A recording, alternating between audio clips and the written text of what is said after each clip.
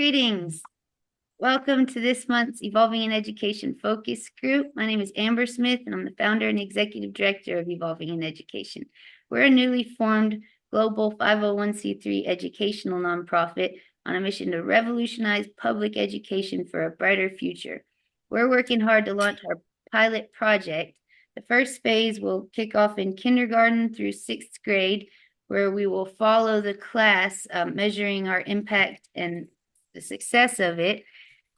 Our pilot project consists of educator enhancement, which is professional development and support for teachers, helping to lighten the teacher's workload and to shift to the role of a facilitator, guiding the students on their learning journey.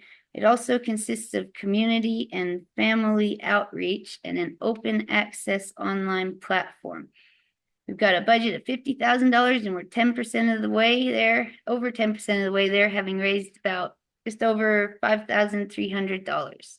And we have in-kind donations totaling over $100,000. So we're set to launch pretty soon, hopefully. We've got some events planned and we're looking forward to it. I invite you guys to introduce yourself as well. I'll start off. I'm Karanveer. I've been with Evolving in Education for about a year now. I've spent about 20 years or more now in learning and development. I worked with schools, colleges, corporations, designing their learning programs and helping to implement them. So through that journey, I've also been working on different concepts, especially to bring in holistic well-being into not just the corporate world, but also the educational world through the concept of cognitive balance, which I'm promoting as the fifth C to the four C's of 21st century skills. And I'm also working on a few other projects like Satisfaction Economy, which is basically providing an alternative to the system that we're currently in to try and better it. Fantastic. Thank you, Karanveer. It's great to have you join. Richard, we're just doing some quick intros before we get started. Did my internet freeze? Gosh.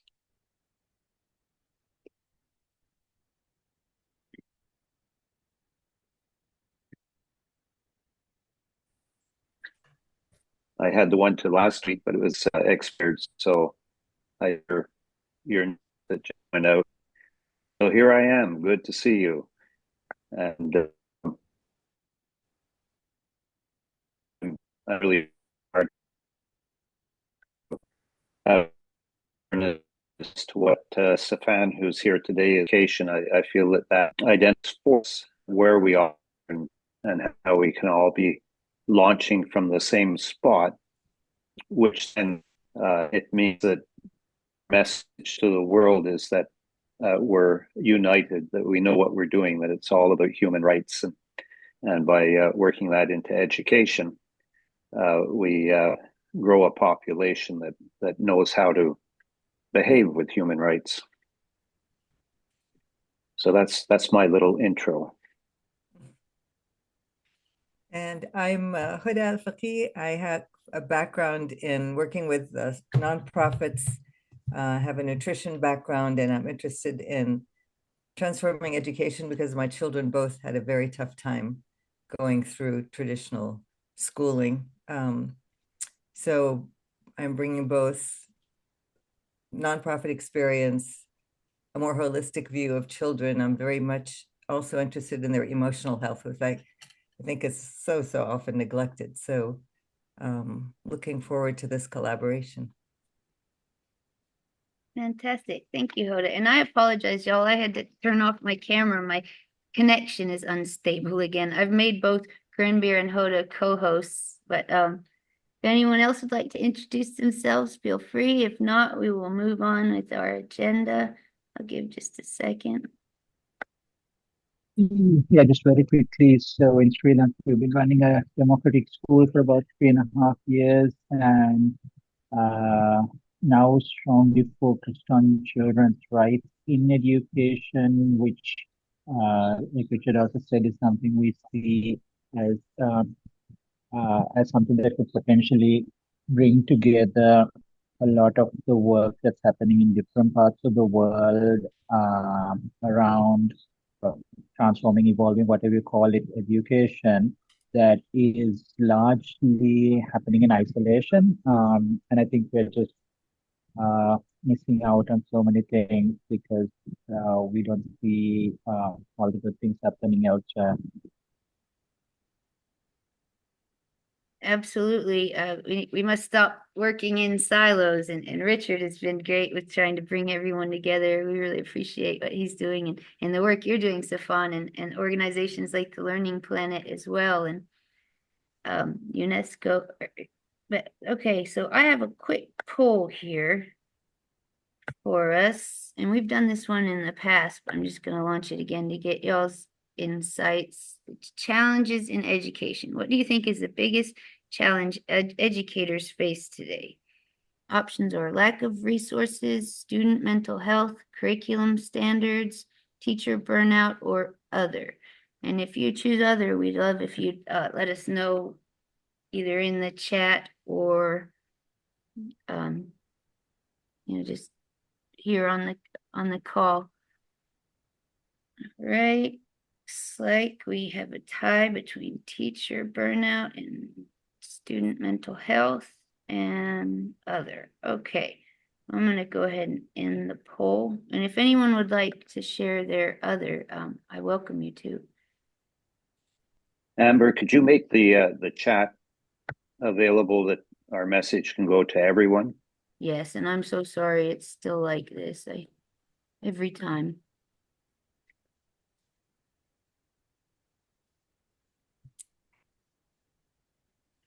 All right, it is open to anyone now. Apologies for that.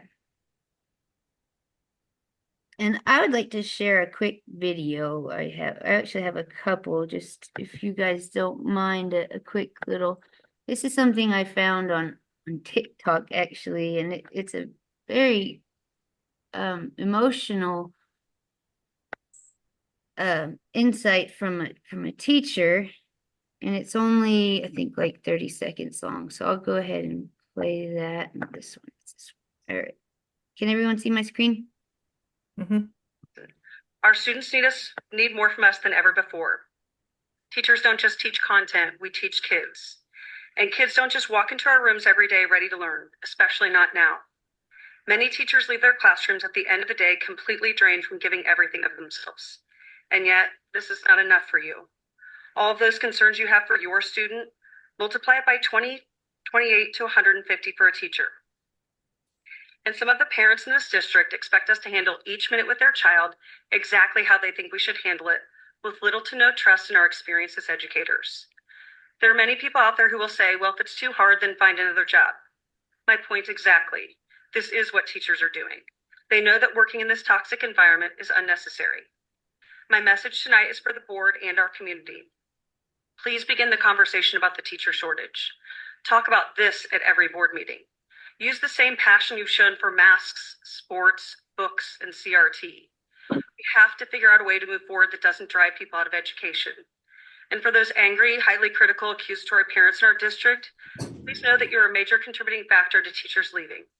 You have a choice to be angry, but we also have a choice to leave. In the next 4 months, most classroom teachers will be making their decisions about coming back next year. Now is the time for change. Something has to change. Your child's education depends on great teachers, and the clock is ticking. All right, I just wanted to share that and see if anyone had any thoughts to share on that.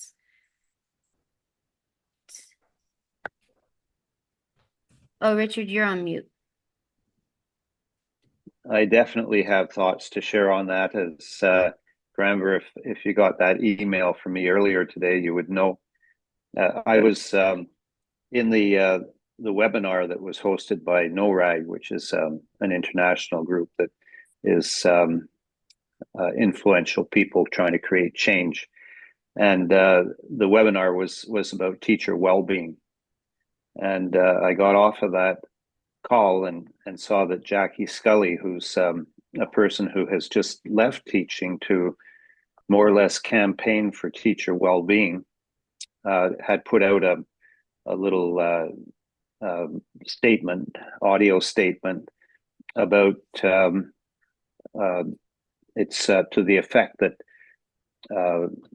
follow your emotions to find truth, or to that effect anyway. I'll put a link to both of those in chat. And now you play that little video, Amber, which is all about teacher health and respecting teachers. And we tend to focus on students and student well-being and students' rights and that. But equally important is that of teachers. If we're not looking after our teachers properly, they're not going to be able to look after the kids properly. So your video is right on point to me.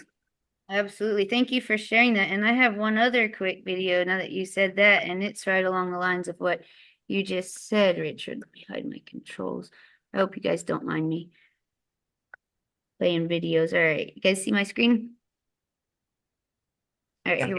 The simple answer is yes, for a couple of reasons. If we're talking in sort of like high school, one of the big problems we have is that, education, schools, we compare it to sort of leadership theory of the modern day. They're about 10 or 15 years behind. You have a high school principal, for example, says, my number one priority are my students. No, it's not. Your number one priority are your teachers. And when you have teachers who fear the principal, or teachers who fear the administration, that's going to trickle down in how they teach and how they treat each other. It's an administrator's job to create circles of safety for the teacher.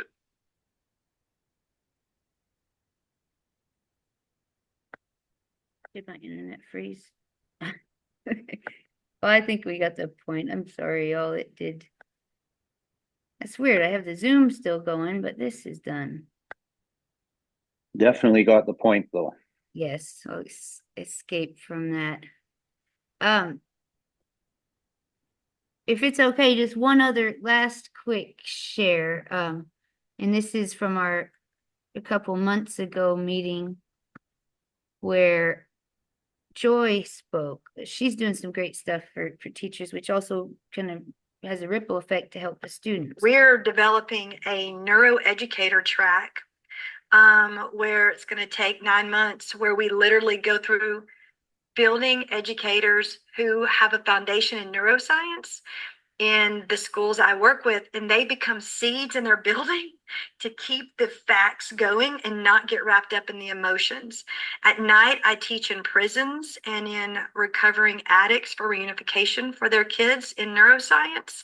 And so seeing the end product of what doesn't happen when the right interventions come is also very beneficial to tell teachers. These inmates are literally craving information about their brain because no one told them, look, you've had trauma. So now you're going to have a little more high impulsivity and low emotional reg.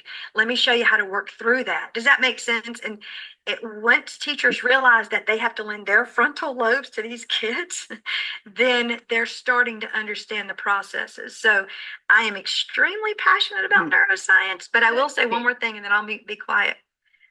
We have this huge push for mindfulness, and I am a huge practitioner of mindfulness. The research, the neuro research through the roof. What I'm finding is in this day and age, my kids can't practice mindfulness. They cannot sit with themselves for more than 2 breaths, forget 3 or 5. I have started using, and I know I'm late to the game, a therapy dog. And today's therapy dog day, which is why I'm in a t-shirt. But with my most violent children, what I find is when they're petting his fur and they're saying, Miss Joy, look at how brown he is. Miss Joy, feel his nose. They're in a moment of mindfulness. And I can say, take a breath with me. And I can breathe. And then the mirror neurons kick in and it drops their cortisol. That dog has been a bridge for me to some of my most violent kids because I can get that cortisol to drop and then I can slide in. Okay. I appreciate y'all letting me play those. That's just couple things from a past focus group I wanted to share. So I'd love to hear you guys' thoughts on pressing challenges in education and innovative solutions and anything you have to share on what we just watched. love to add. In fact, this is a thought that came across my mind as well.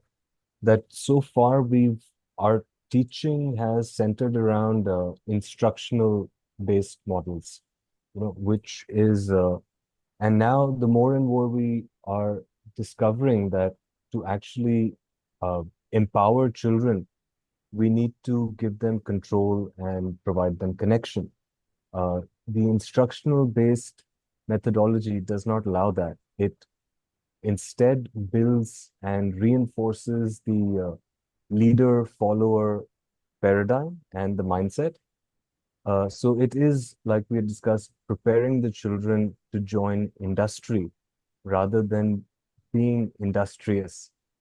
So we need to definitely make that shift from instruction-based to facilitation-based models, just to empower the kids and the educators themselves. I agree 100%. And that brings me to this one last share. I know I probably said that last time, but it's this great image I found, and I really think it speaks volumes to how it could be done as opposed to, how we're doing it. So authentic learning. Interdisciplinary standards and skills are addressed. The community of learners share ideas, ask for help, and brainstorm.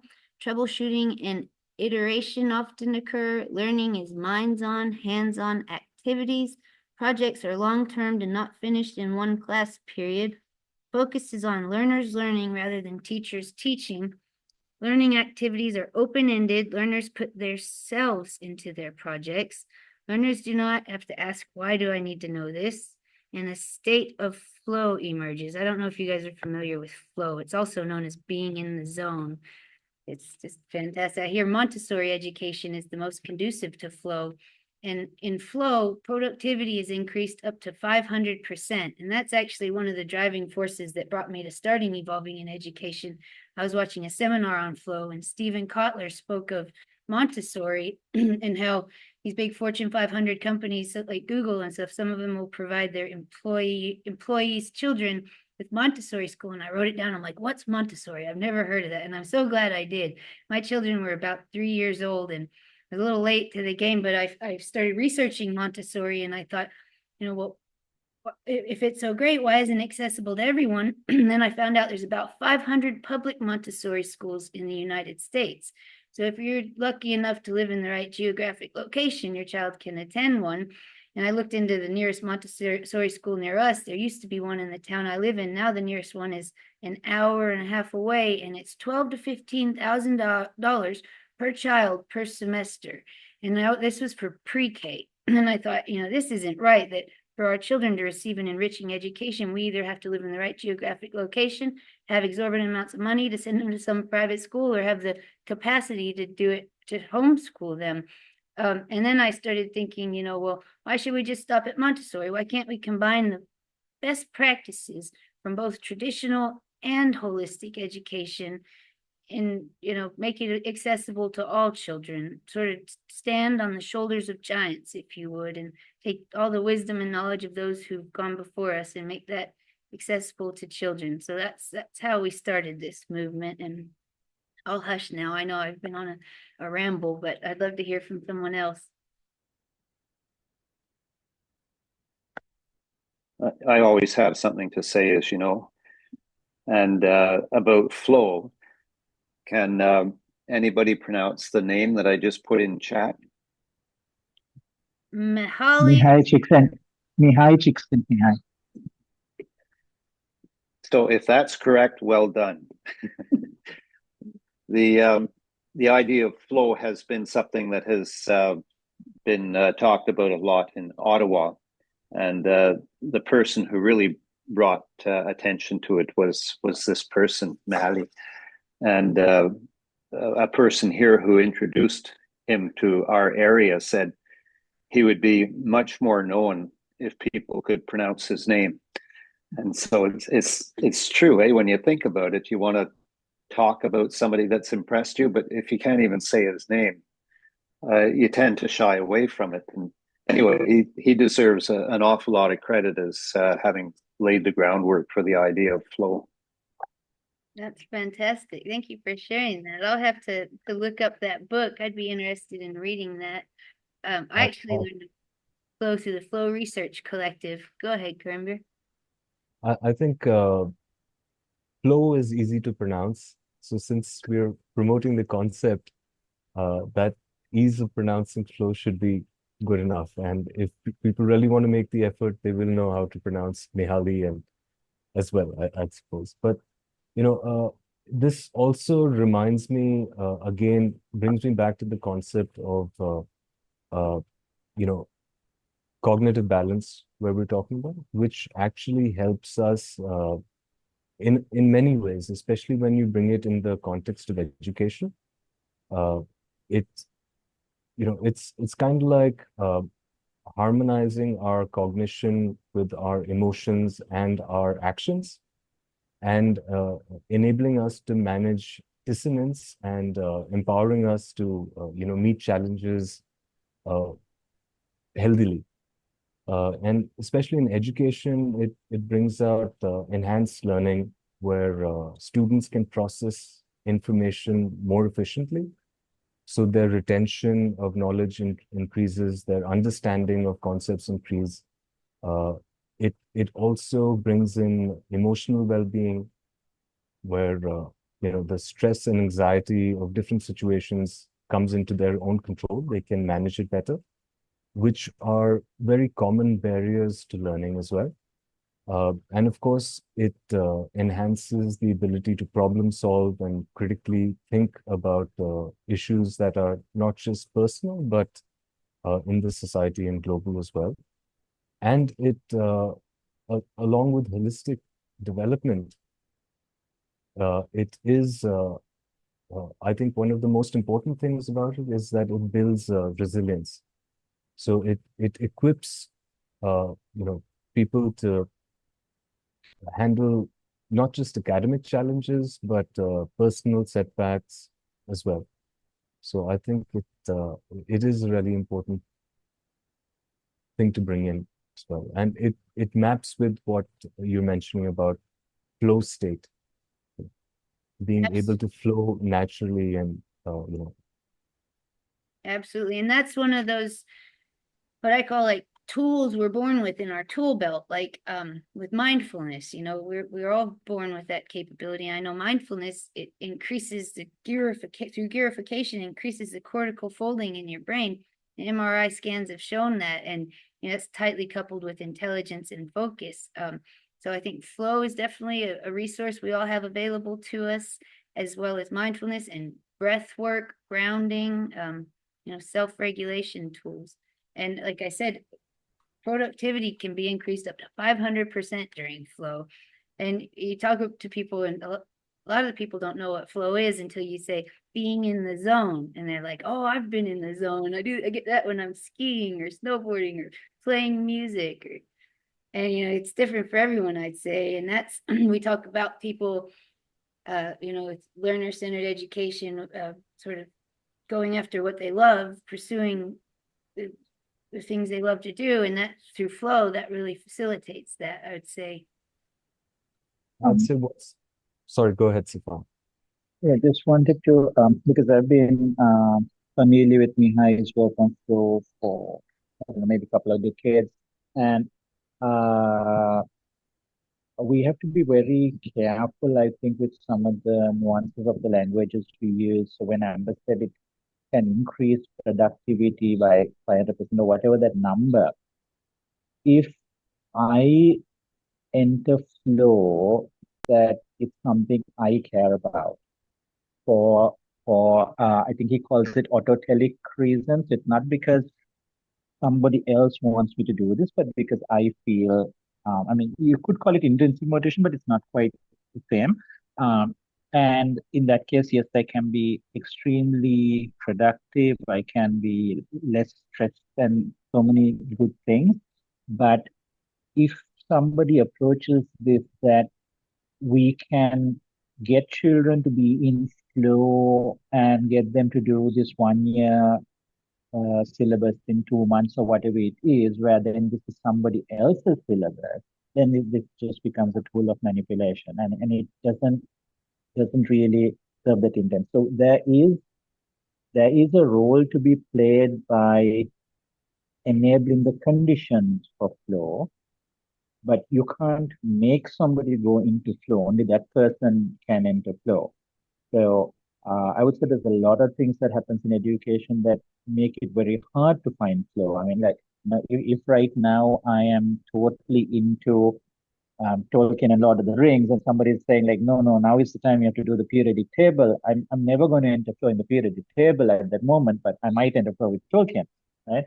So there's all sorts of, and it's not even just that an individual thing. So sometimes it's about how, like, so with some of the things I've been doing with Richard, things happen because we're in conversation, we're in dialogue, and it wouldn't happen so well or easily if we were not together. So how do I find people who can support me and be supported by me in this journey? And when I'm stuck in fixed classrooms of people who maybe don't care about me and maybe I don't care about them. So these are all conditions that deny flow, and so we need to do things to enable that, but ultimately it's up to each person. Absolutely. Yes. Thank you for sharing that, Stefan. That's spot on for sure. Anyone else like to add to that, or? I'd love to add to that. In fact, I think it's, there is flow state for individuals, but we have to move beyond that as well and probably consider flow state for collaborative teams as well. So how we, see it for functioning of teams towards collaborative efforts is something that should be considered too. When you consider what stops flow states, especially for children in school, it would usually be the insecurities that their personal insecurities, as well as the competition that the school environment creates. So I believe to naturally flow in something, it's you have to let go of everything holding you back. And yes, it's very true that you have to set an environment to do that, and then it's a personal journey. But when we talk about making a team work together and flow, then we'd have to consider different dynamics for that as well. Absolutely. Stephen Kotler and the Flow Research Collective, they talk about group flow and the sort of transformative power of that. And something that came to mind when you said that is through gamification and collaborative competition, that might be sort of fostered in the school setting. I don't know if that's, ethical or So collaborate. Yeah, go ahead, Richard. Just going to say that I've been listening here. I had my camera off because I was trying to find a book on my bookshelf by a teacher who wrote basically a handbook on how to cultivate flow in a classroom. And I haven't been able to find it. Can't quite remember the author's name, but I'll dig that up because I think it's really quite useful. Might even be more useful than reading Mahali's book on flow, because it gives a practical application, considering that we're talking about evolving in education. And secondly, just to bring attention back to that little statement that I put in chat, wherever it is, by Jackie Scully, that let your emotions fuel your truth. And we don't let kids get to truth. They're here. My wife saved us. I had shared the book with her, so it wasn't on my bookshelf. But "Flow to Learn" by Carmen Gamper, and I'll put that reference in the chat if you'd like to follow up with it. And anyway, Jackie Scully, with this concept of let your emotions fuel your truth, very important. And just one more digression here. 1968 in Ontario, the government commissioned that there be this study done on the state of education in Ontario, and it gave a scathing report on the state of education. that would read like a report on education today, only they would make it even more scathing. And it starts off, the text of it is that the truth shall make you free. And so there are these high-level people producing this fantastic report, maybe the best I've ever read by an educational organization, that are talking about the truth making us free. And Jackie now talking about your emotions fuel your truth. We don't give kids a chance to find their truth or to get to know themselves. And all this sage advice about know thyself is the route to happiness, peace, a good life. What are schools doing? They're preventing you from even getting close to it. And flow is kind of a nice measure of how much we're allowing students to find their truth, their flow. And so this conversation is really nicely focused, Amber. I appreciate you I guys think joining it.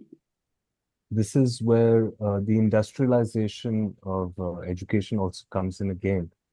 You know, basically, we've been concentrating on cognition in schools, and that too at the basic levels of cognition. And we don't touch upon the affective domain. So it's either physical skills through sports or cognitive skills through academia. Schools don't consider the affective domain at all. And what's surprising is that educators and learning theorists have been talking about all three domains, and we have ways to integrate learning for all three domains for all kinds of audiences.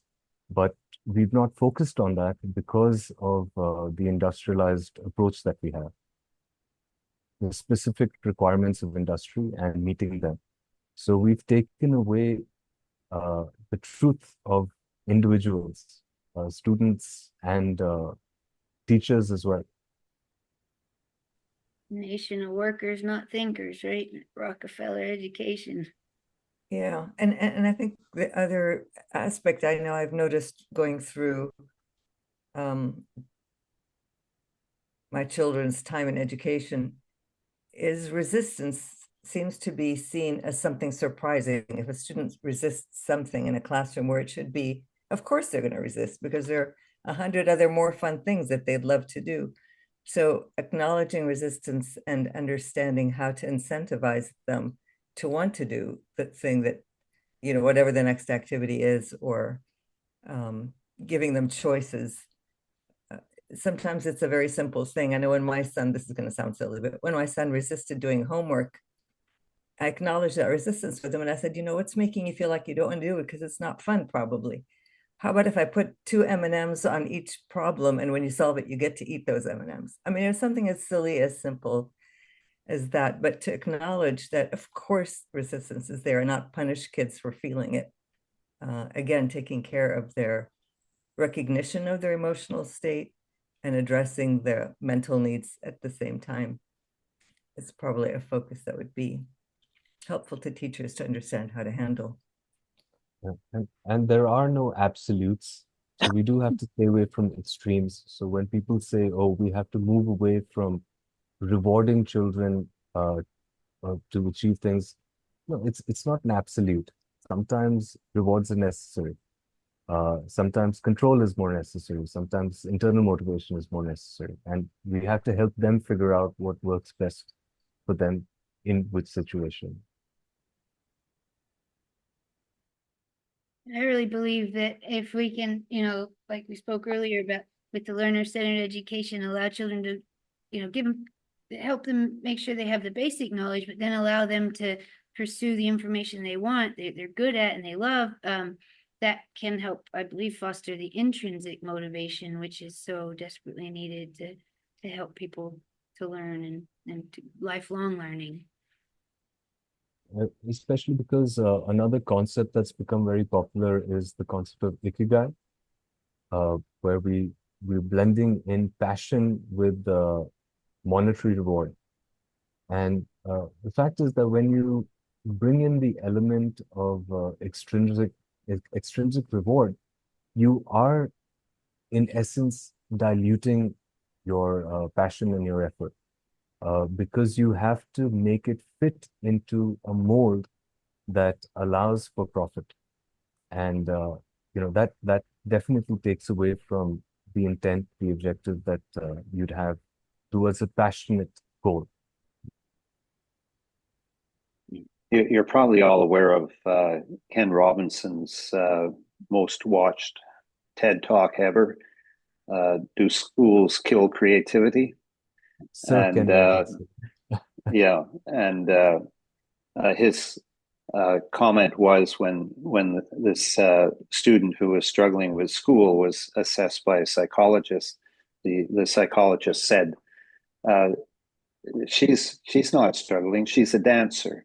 In other words, that schools aren't allowing her to be herself. And so Hoda, when a child says something like you described in opposition to school, I think our response needs to be, oh, wonderful, you're a change maker. And then how can you make change positively? Eh? What could they do to bring that about? There's a little video by Derry Hannum about a responsible subversive. And so if a child can find in their school a teacher or a principal who would be a responsible subversive, somebody that is not married to the system but is married to the children, then we can make progress.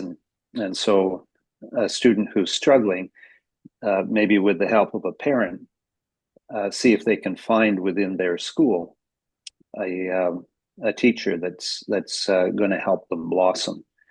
And have any of you seen the Netflix movie Gifted? Not yet. Well, that's a child that it's this whole issue that we're talking about. My wife and I watched it last night. It's a tearjerker, and a gifted child who just didn't fit in, and a nice human story around her that we can use for talking about this kind of thing. And I'll put a link to that in there, and also the what else did I just mention? I could put a link to Gary Hanman. Dairies, yes, thank you. He joined our online Facebook community. He's one of our 920 members on our Evolving in Education Facebook group. Yeah, he's older than I am. He's a powerhouse. He's just totally in there. I've learned so much from him, and really appreciate him. This little video actually stems from a meeting that we had when we were founding Unschooling School, and he was helping us with views on how we could do that effectively. And so I'll put that little link into it. Short, but it really, to me, nails down the kinds of teachers that our kids need to find. Absolutely. I'll check that out. Maybe one day, you gave me an idea, Richard. Maybe one day we can get Derry here to maybe do a little presentation at the focus group. I think he would be happy to join online. And he's one of the founding members of what Safan has started, the right-centric education. And Peter Gray also, I think you all know Peter Gray is one of the founding members of it as well. So we're starting to get that mushroom effect that we see in that video of how to start a movement. The person stands up on the hillside dancing and makes an idiot of himself, but then another idiot joins him. And then gradually so many idiots have joined them that they're not idiots anymore. They're the thing. And we just have to get that mushroom effect going. Absolutely. And joining forces, like you've talked about, collaboration is key. Because alone we can do so little, yet together we can do so much. What is it? Alone we're a single drop of rain, while together we're a torrent for good. Yeah, so many quotes of that nature, right? Yeah. I think it's also very important about shifting how we look at the role of teachers. Since we're industrialized, we tend to look at corporate work as more demanding. But again, if you go back to the three domains, corporate work basically requires cognitive effort. It doesn't require too much emotional effort. It doesn't require too much, physical interaction. But teaching does. Teaching requires all three domains to be activated in dealing with children and managing children. So if you look at it, a teacher's job is actually much more demanding than most other jobs, and it needs to be accorded that respect. And which is why a lot of teachers are burning out. They realize that to actually do a good job takes a lot out of them, and they're not getting that back. They're not getting that respect. They're not getting that recognition that somebody in the corporate, their peer in a corporate life would be getting accolades and rewards and recognition for what I consider to be much less effort. I read something yesterday. It said it's estimated that a teacher makes 1,500 decisions a day in the classroom. Pretty huge.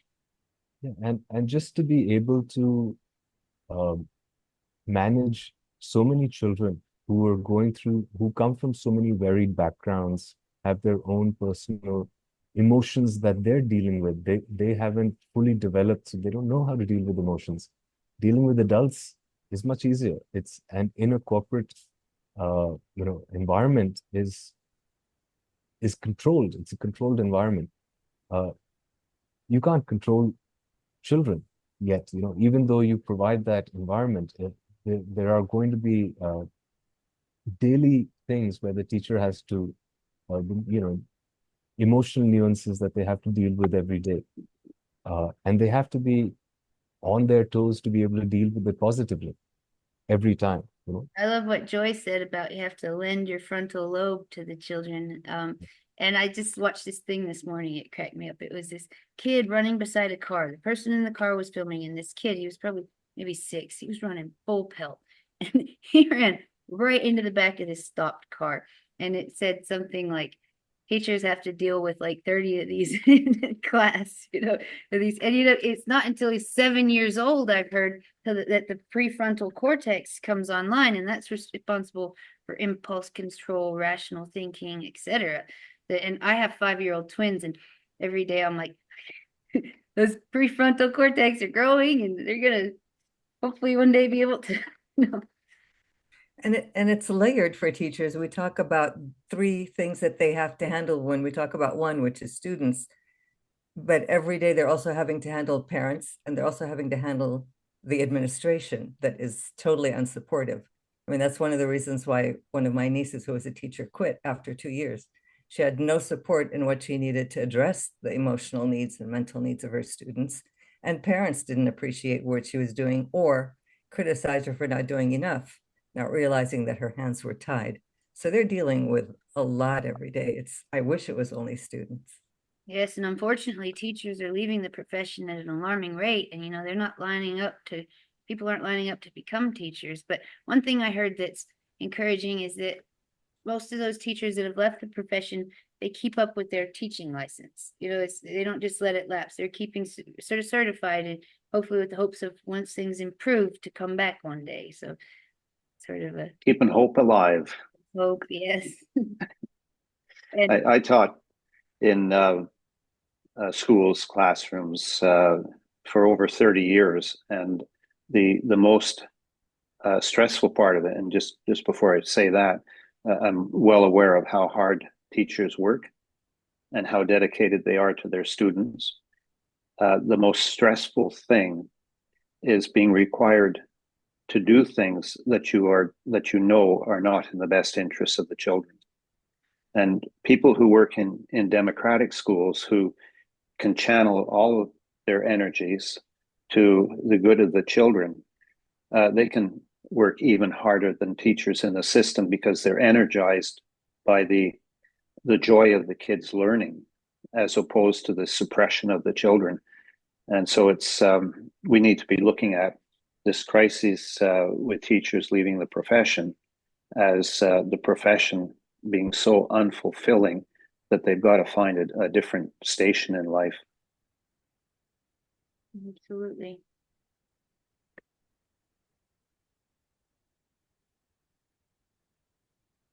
I think there is also a balance between, because there's a lot of disappointment with the teacher attitude as well.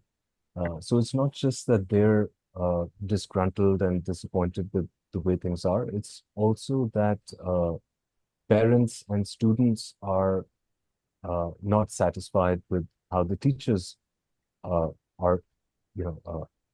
interacting with them. So, for example, a lot of the teachers that I've interacted with, the biggest barrier to communication is their own ego. And unfortunately, a lot of people tend to believe that, and of course, this is not universal, but it is widespread enough to be talked about and to be considered, that parents find it difficult to talk to teachers because they feel the teachers think they know more than them, which probably is true, but that doesn't help communication. And again, because they are day in and day out using the model of instruction where they have the leader-follower paradigm for the children as well, they kind of set themselves up in a place where they're supposed to know more. And that does impact how they interact with other people, and it does need to be turned into something more positive.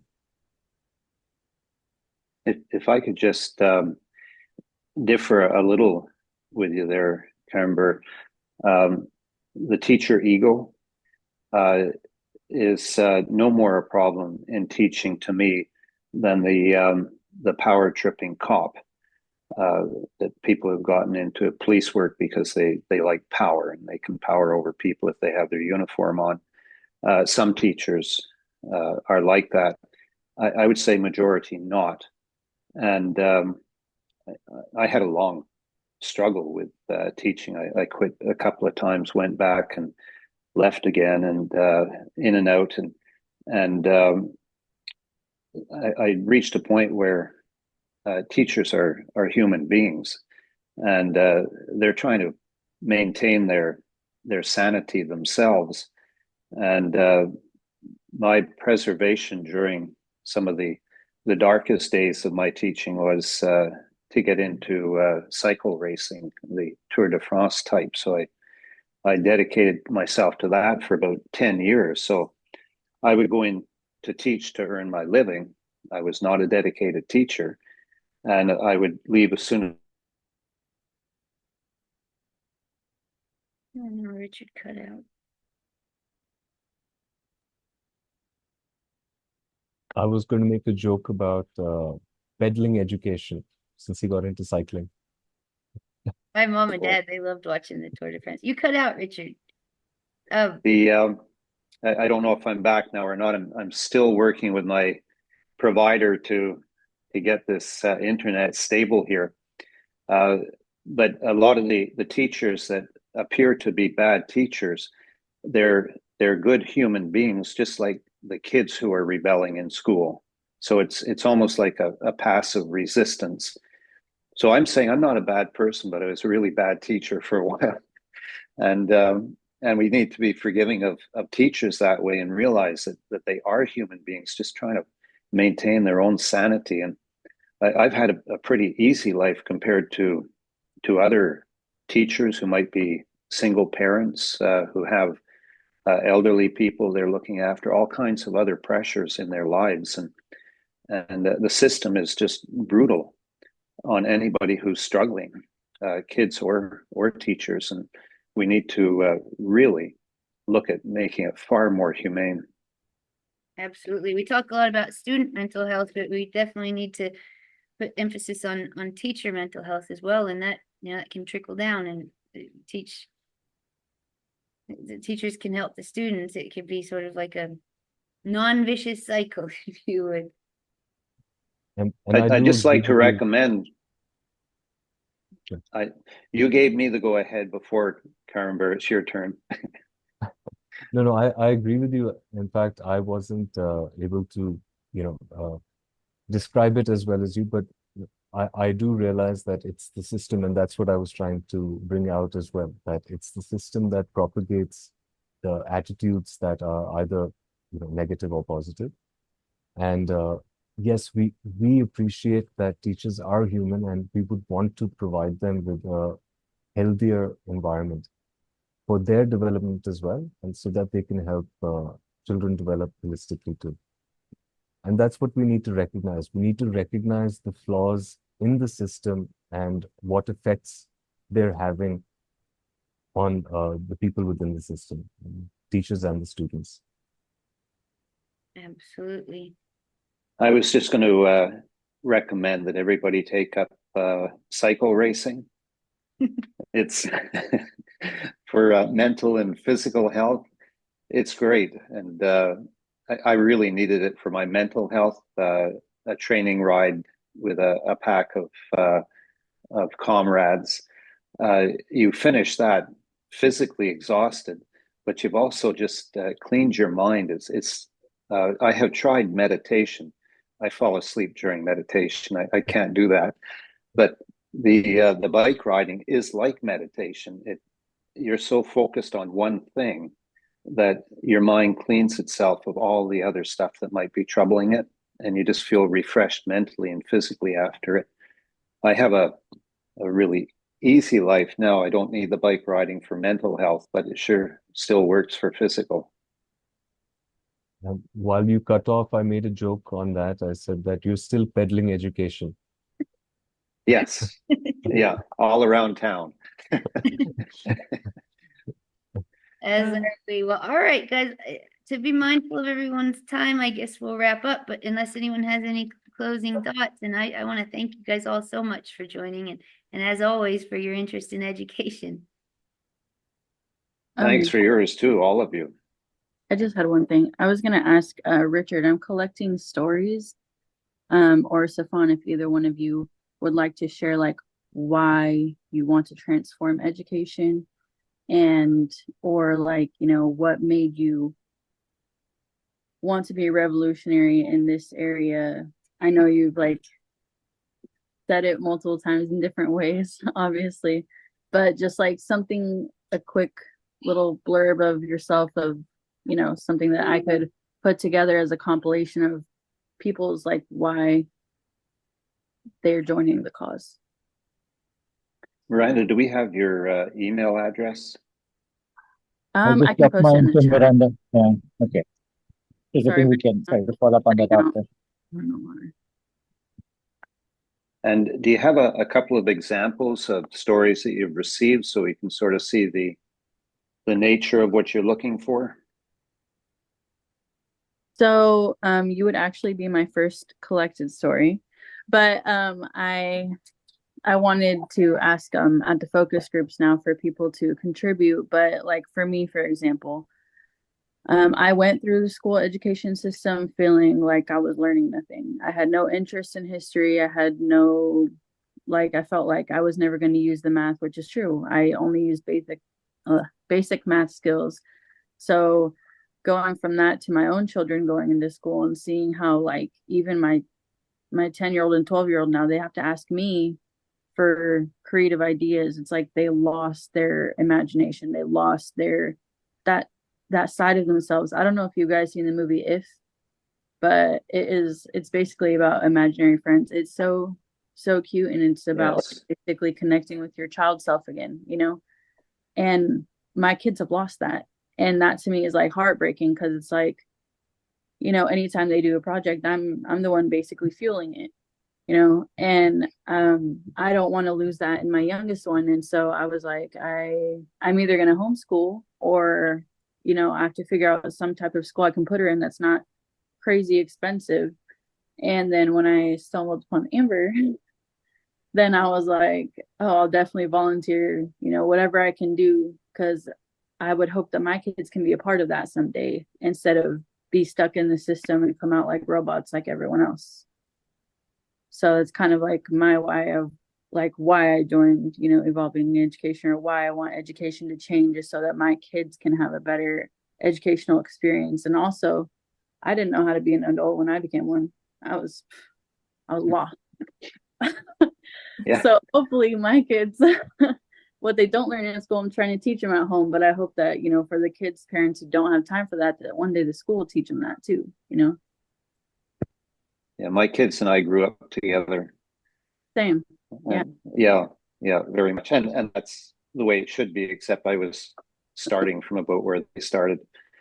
And so Yeah. long journey.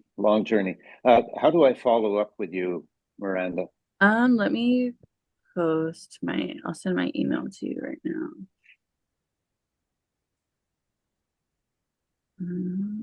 So many people expressing what we're expressing out there. If we can just get ourselves together, we can completely not overwhelm, but impress upon the authorities that they absolutely have to start breaking boundaries. Yeah, I was thinking we should start like a changed out petition or something, you know, then get a bunch Well, of that's what Safan is. Oh, he cut off. Are Rich you there? and I both have breaks in our internet services. Are you saying that's what Safan is working on? I believe. I'll pass it around if he can send it to me, him or Richard. Miranda, maybe you can also email them with your email address, because I don't know if they've had a chance to copy it from chat, but Oh man, okay. I got it in the chat. I'll send it to okay. Miranda at evolvingeducation.org. Yeah. My audio is bad. What, I can't hear. What do you say? Yeah, just Yes, he got your email. And I Okay. can send it to Richard if he's not back. It looks like he's gone. Yeah, your internets keep going out. My audio's in and out. I don't know what's happening. We always have technical difficulties. It's just Murphy's law. Conspiracy. In the digital age. Sifan, I think Richard was mentioning a petition that you were working on. Not quite a petition, but we discovered that I think back in 2005, the UN General Assembly adopted a proposal that called for schools to be evaluated on how well they respected human rights of children and of the teachers as well, right? Because there's a lot of things that are happening for certain historical reasons, mainly because the the sort of industrial model of education came up long before the modern discourse on human rights. Human rights are like 25 years old, and the school model is about 200 300 years old. So, but unfortunately, nothing really happened on that proposal. People pretty much ignored it. And I think part of the problem was that it was governments who were involved in that and making sort of the promise. And they, I mean, really, anywhere in the world, governments don't do the things they promise at the UN unless their citizens hold them up. Sifan, your voice is cutting out, but we kind of got a little bit of that. Yeah, this audio is a little So, unclear. sorry. Since the proposal is Richard's back as well. um, Your audio is cutting in and out, Sifan. yeah, sorry. Since the proposal is there, we're trying to If you can hear me. just connect around and then pressure. I think Your audio is really not coming through, Sifan. I don't think we got that, so sorry. Well, Richard's back. Yeah, I got completely disconnected. And I probably have a pretty good idea of what Safan was saying. Just your internet got disconnected. Not yet.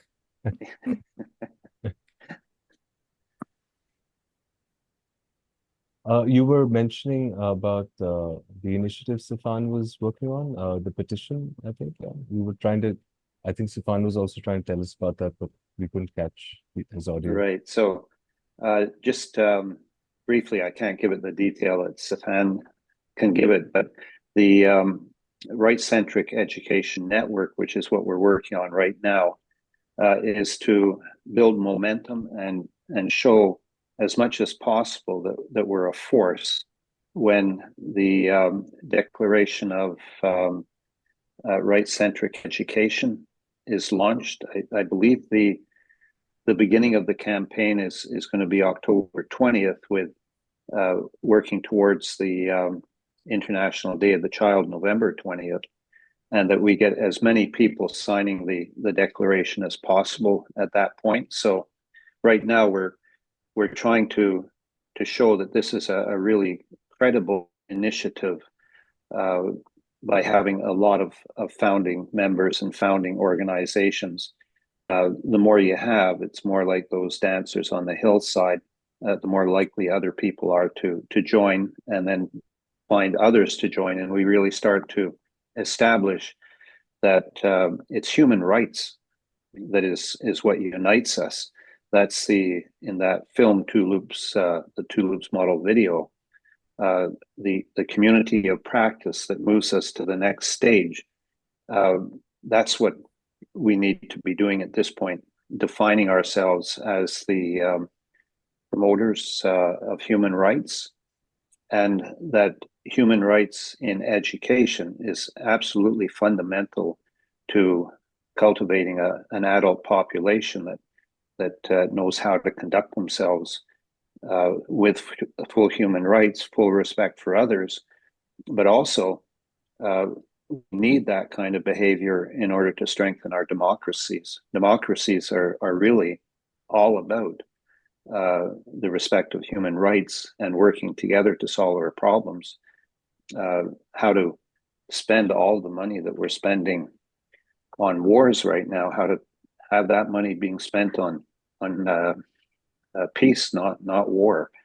And so all of that comes into what we're doing here, but with that underlying situation that if you're not cultivating human rights and democratic values through our schools, which have a big impact on how parents treat their kids, we are not laying the foundations for a good, healthy society. We're going to continue down this path of warring with each other. And Odie, you've got to be really concerned right now about what's going on in Lebanon and the whole Middle East right now. It's nobody needs to be living that, and people who have children, it's even worse, because you're not just worried about yourself, you're worried about the whole family. Mhm. Yep. I believe we can make a generational change through fostering emotional intelligence and understanding. Like, we can't fix everything or everyone that's broken now, but we can make a big impact on the next generation, our children and their children. It won't happen overnight, but a generational change. And that's very much what we seek to do, help foster emotional intelligence, understanding, like you said, unity, take the I out and put the us in, I guess. I'll put one more link in the chat. It's one that helps to give some context to where we are in the world right now, and it's called the Fourth Turning, and it makes the point that we're in a crisis period right now. There are 4 periods that they talk about. We're in a crisis one, which is the last of the 4, and that it's usually the younger generation that pulls us out of it. So Gen Z is to be the savior of our civilization, and so that really supports the idea of giving youth a voice, empowering youth. So all of the efforts to amplify the voices of youth are really important. And that's where the learning planet comes in with one of its big initiatives there is to bring forward youth voice with its in many ways, but one of them is that learning design challenge. What kinds of programs can be initiated that will help us move in that direction, initiated by youth? I think youth involvement is another global exercise that a lot of people are working towards, and it's very relevant because we don't want to leave the youth behind, and we don't want the youth to leave anybody else behind either. You know? Yeah, please don't leave me behind. Absolutely. All right, guys, I guess we will call it a day. But once again, I appreciate you guys so much, and I look forward to seeing you guys next time. Sorry you. for having to Good to wrap see it. I gotta everyone. go pick up a diving boat today. So Yeah, thanks, Amber, and the rest of you. I also Thank you. Good to Thank see you, you. everyone. kids up for a reading program at the library. They do this awesome reading program. It's like 6 months long and it's free. It's called Ready, Set, Read. So we're excited about that. All right, you guys have a fantastic day. We'll see you next time. Bye. Yeah, take care. Thanks for joining, everyone. Thanks, everyone. Bye-bye.